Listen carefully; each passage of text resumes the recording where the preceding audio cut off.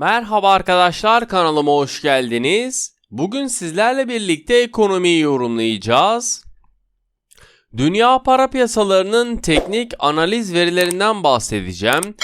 İlk olarak genel bir piyasa yorumumu yapacağım ve arkasından teknik analizlerimi gerçekleştireceğim. Arkadaşlar, kanalımızın büyümesi için abone olmayı, beğenmeyi ve aşağıya yorumlarınızı bırakmayı lütfen unutmayınız. Endeksteki yükseliş devam ediyor.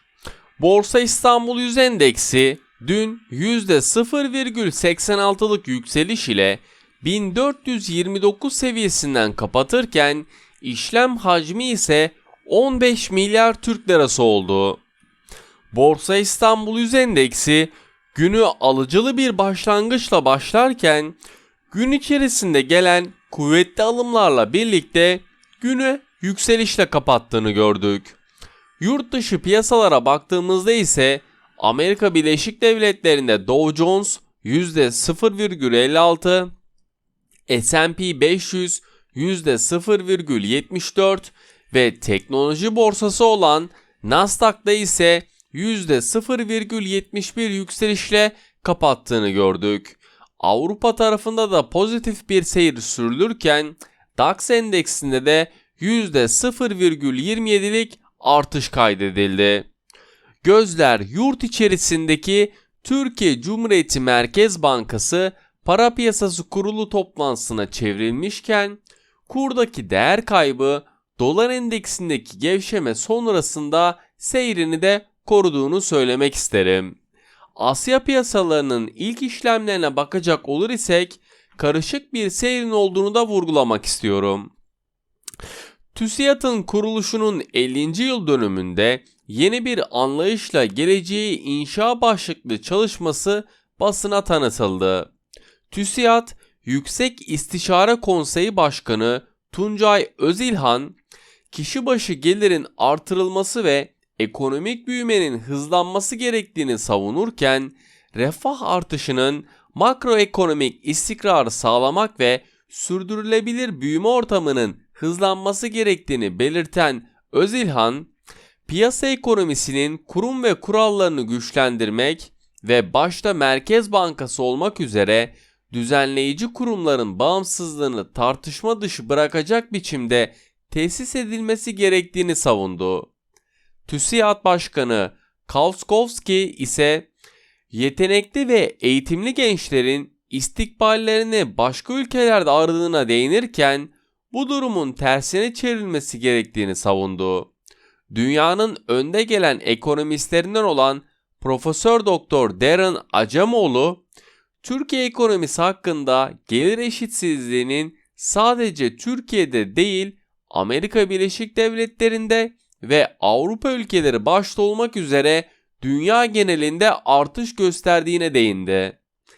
Gıda Perakendecileri Derneği Başkanı Aykaç, gıda fiyatlarındaki yüksek artışın sorumlusu olarak market zincirlerin gösterilmesini kabul etmediklerini belirtti. Başkan Aykaç, maliyet artışlarının tamamının fiyatlara yansıtılmayıp karlılıklarından vazgeçen marketlerin tam tersine enflasyonun kontrol altına alınmasında büyük rol oynadıklarını vurguladı. Buna ek olarak tüm dünyada tarım ürünlerinde maliyet artışları, tedarik sektörlerindeki aksamalar ve ithal ürün fiyatlarındaki artış gözlemlenirken market zincirlerin fahiş fiyat ile damgalanmasının gerçekten uzak olduğunu bir kez daha vurguladı. Amerika Birleşik Devletleri'nde Bitcoin vadeli işlem kontratlarına dayalı ilk ETF işlemlerini görmeye başladı. SEC tarafından onaylanan ProShares ETF BITO koduyla ilk işlem gününde %3'ün üzerinde yükseliş kaydederken ilk işlem gününde 40,89 dolardan açılan ETF'in değeri 42,15 dolara yükseldi. ProShares'ın yaptığı açıklamada söz konusu ETF'in yatırımcılara bir aracılık hesabı aracılığıyla Bitcoin gelirlerini uygun bir şekilde elde etme fırsatı sunacağını aktarırken, Bitcoin'in hisse gibi alınıp satılarak kripto para borsasında hesap ve kripto cüzdanı şeklinde elde etme fırsatı sunacağı aktarılırken, Bitcoin'in hisse gibi alınıp satılarak kripto para borsasında ve hesap ve kripto cüzdanı ihtiyacının ortadan kalkabileceğini söyledi.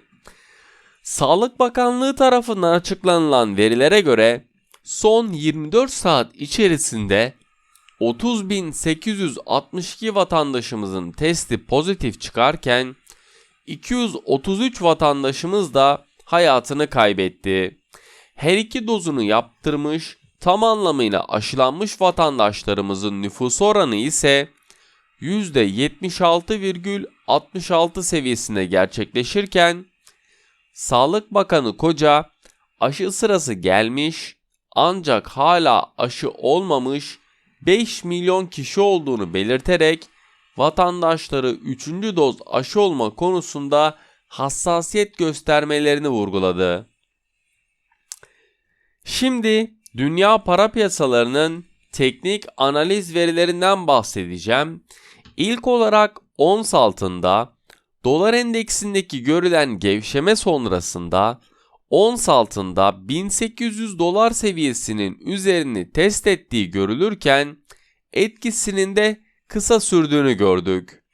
Amerika Birleşik Devletleri 10 yıllık tahvil faizlerinin 1,60 seviyesinin üzerinde kalıcılık sağlamaması ons altındaki hareketleri destekler nitelikte olurken, ons altına teknik olarak baktığımızda yukarı yönlü hareketlerin oluşması durumunda 1785 ve 1800 dolar seviyelerini yakından takip ettiğim önemli direnç noktaları.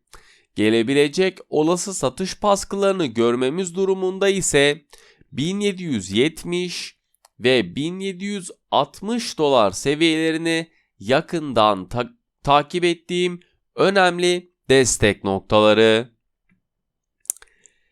Gram altın tarafında ise dolar endeksindeki görülen gevşeme ons altında yükselişi tetiklerken, dolar Türk lirasında da yeni rekor seviyelerin test edilmesi gram altındaki yükseliş seyrini sürdürmesine neden oluyor.